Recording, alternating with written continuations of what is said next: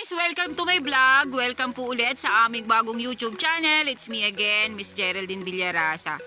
Andito na naman po ako ngayon sa isang barangay sa Calawag, Quezon. Meron na naman po akong ilolocate na isang property. Siya po ay may lawak na 2 hectare. Yan pong natututukan na yan ng aking camera. Yan po yung barangay road dito po sa katabi mismo ng property. Then mula po doon sa provincial road hanggang dito po sa aking kinatatayuan to, may layo po siya na nasa kalahating kilometro lamang. Okay po, tara po at papasukin po natin yung area. Ipapakita ko po sa inyo kung ano pong nilalaman ng property na to. Okay guys, yan pong natututukan na yan ng aking camera. Yan po yung barangay road dito po mismo sa property. Gilid po mismo ng barangay road ang property ibablog ko. Ito po ay 2 hectare, then TCT title na po siya, nakapangalan po mismo siya sa nagmamay-ari nito. Then ang frontage niya po dito sa barangay road ay nasa 150 meters. Tara po at iikutin ko po yung property para po maibida ko po sa inyo ngayong araw. Iyan. Ang nyug po niya dito, ayon po dun sa aming kasama, more or less po ito ay nasa 400 kapuno. Medyo po umuulan, kaya dahan-dahan po ang inyong lingkod dahil maputik. Ayan, makikita nyo naman po, napakarami pa rin po niyang nyog. Ang kagandahan po talaga nito kasi gilid na gilid po siya ng barangay road, cemented road po talaga siya. Then TCT title na po. Dito po sa bungad, plat na plat siya. Titingnan ko po doon sa may bandang dulo kung ano pong kalagayan ng lupa doon. Pero tingin ko po nito ay flat land.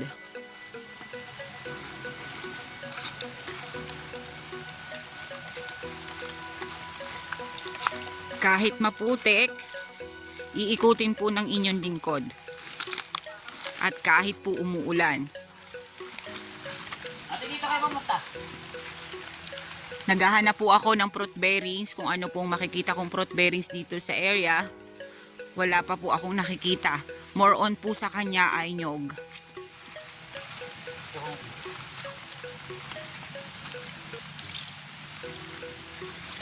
Yan.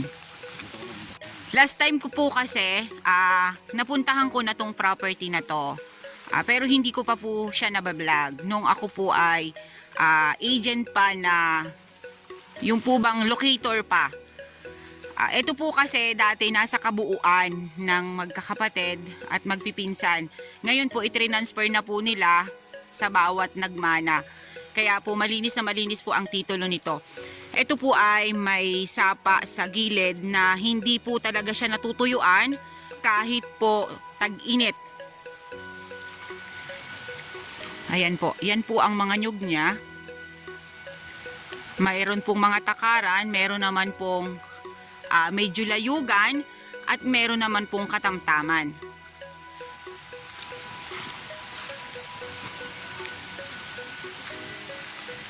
Wala pa rin po akong nakikitang fruit bearing sa area. Ito po ay meron din po itong kuryente dito sa area. Kaya wala na po kayong hahanapin dito sa property namin. Kasi unang-una nga po, gilid po siya ng barangay road, may source ng water, may source ng electricity.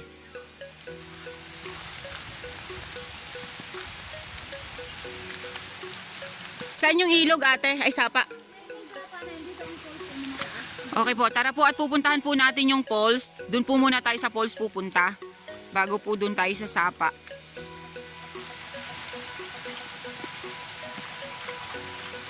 Ayan po, ito pong side na to, kawayanan po siya. Yan po yung mga kawayan na maliliit. Yan pong natututukan na yan ng aking camera, kasama pa po yan sa property. Ayan, napakarami po niyang, yung mga kawayan na maliit, ang tawag po dito sa amin sa Quezon ay bulo.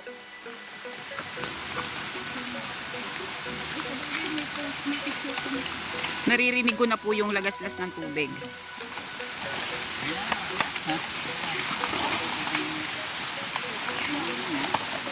Ayan po, ito po yung sapa na sinasabi ko sa inyo na nandito to mismo sa property.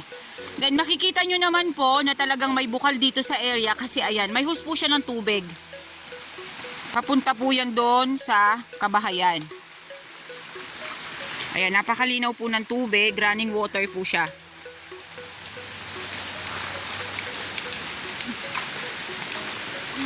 Then, ito pa rin po yung isa. Ito pa rin po yung isang sapa.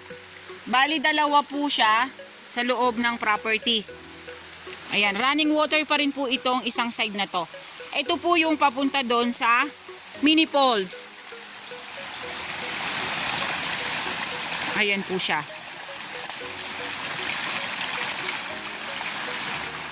Napakaganda po nitong gawing resort. Kasi hindi po kayo mahihirapan sa tubig.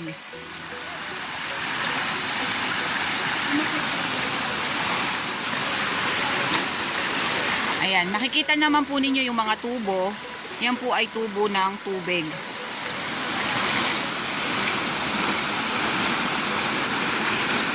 Ayan po. Siya po ay, ito po yung mababang parte na binabagsakan ng tubig. Then, ito po yung loob niya. Mga pili pala to, ate. Ayan po, may nakita na po akong mga fruit bearings dito. Mga pili po ang nakatanim sa side na to. Ang dami pong puno ng pili dito sa loob. Ayan po, oh, napakalakas po ng lagaslas ng tubig.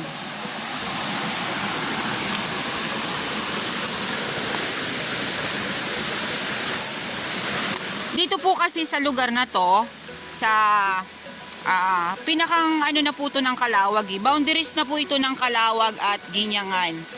Dito po kasi sa lugar na to, talagang napakaamo po ng tubig.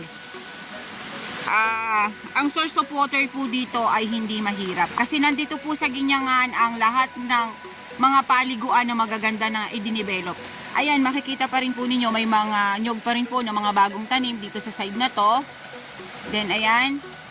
Ayan po, may fruit bearings pa po akong nakita, avocado, itong side na to.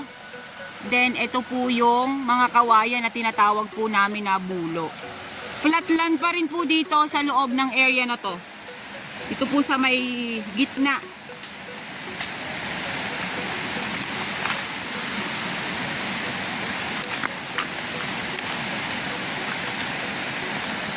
Dahan-dahan po.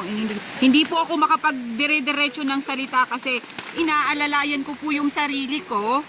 Kasi medyo po talaga umuulan. Then madulas po yung daan. Ang babagsakan ko po ay tubig. Okay po, ito po yung falls na sinasabi ko sa inyo. Ito po yung taas. Yan po ang taas. Dito po ako sa taas nag-umpisa. Iyan. Then, ayan po yung pinanggagalingan ng tubig. Papunta po doon sa pinakang falls niya. Diyan matugas. Kadamwa ano yan. Wow, ang ganda! Ayan po siya. Andito po ako sa taas. Ayan po yung bumabagsak na tubig. Ano naman sa taas? Dito sa taas dito. Bagay hindi naman yan mabit. Pasensya na po kayo. Medyo po ako natatakot na bumaba pa dyan sa pinakang baba na yan. Kasi madulas nga po. Baka dun po ako pulutin sa ibaba. Ayan, makikita nyo naman po yung pinagbabagsakan niya ng tubig. Ayun po sa baba. Ayan. Sapa pa rin eh. Kasama pa rin ba sa property yung sapa na yun na malaki? Kasama pa rin po sa property yung sapa na yan na malaki na binabagsakan po ng tubig na yan. Napakaganda po niya. Gustong-gusto ko pong bumaba pero hindi ko po magawa kasi baka po ako'y madulas. Diretso po ako dun sa baba. Bali, 4 po siyang parsela na binabagsakan ng tubig. Isa dun sa gilid, isa dito, at isa po dito, then isa po ulit dito sa gitna. Napakaganda po ng area na to. Ito po yung sinasabi ko sa inyo na kahit po tag-init, hindi po dito nauubusan ng tubig.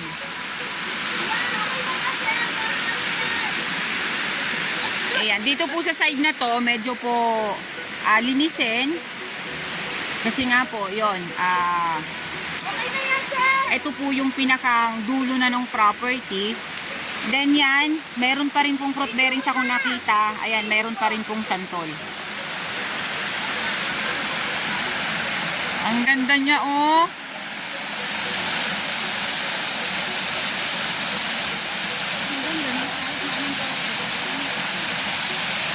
Hey guys, nandito naman po ako sa kabilang side ng area.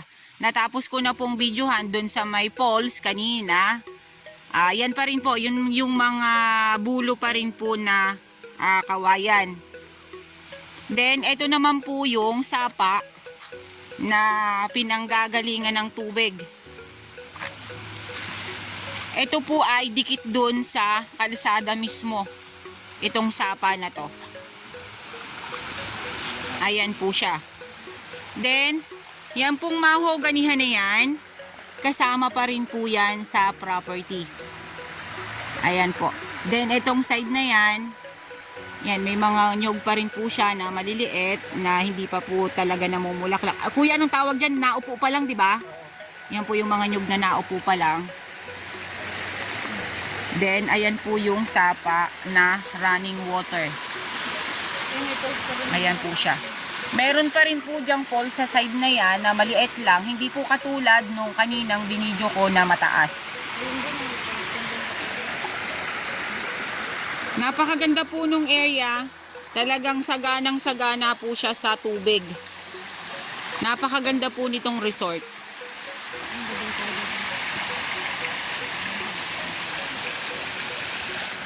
Ayan pa po siya.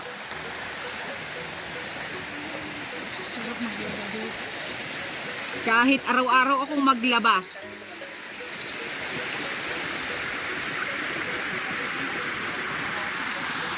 Ayan pa rin po ang tubig.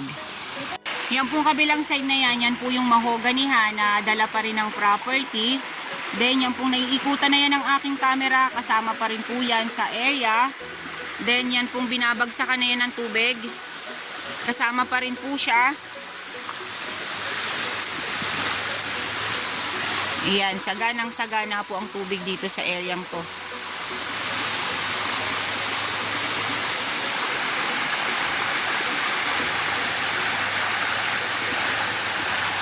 Be, kuya, tara na dun sa taas.